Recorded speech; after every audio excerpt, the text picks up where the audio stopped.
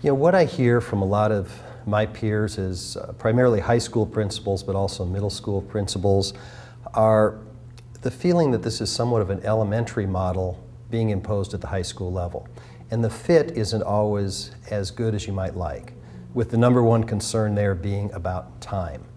The schedules that are at the high school level often aren't very conducive to providing a lot of time for the team meetings, other elements of RTI that are so critical.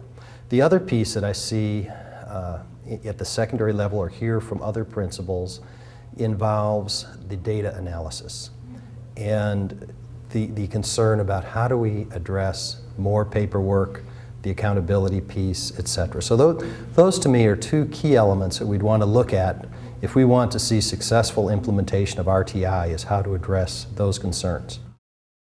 Well, I think there are ways to overcome the hurdles, and the first one around the model. I think we need to look, first of all, at sharing the multitude of examples out there of where RTI implementation has worked. Because data will drive the decision making at the high school and middle school levels. And if you look at where schools that have been successful, look at how it's impacted all students. So this isn't a continuum of support for just struggling students, but for all students.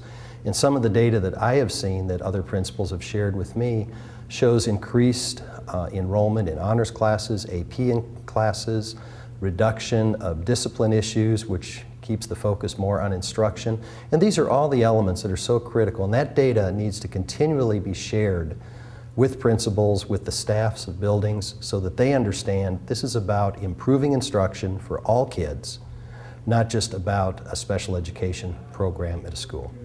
And I think that's where some of the misunderstanding may be. So we have some challenges on the education side, but keeping that data out there is critical. Another way to overcome the hurdles in this area is to help the schools and the staff at the schools to understand there are so many things they already have in place at their schools that fit into the base of the triangle. As far as the universal interventions, there are many, many things schools already have in place. They just haven't necessarily been identified as such. So going through that exercise to help the schools understand what they have in place, what works, and also maybe to see where there are some gaps that they need to fill, and using that data to help with that implementation process.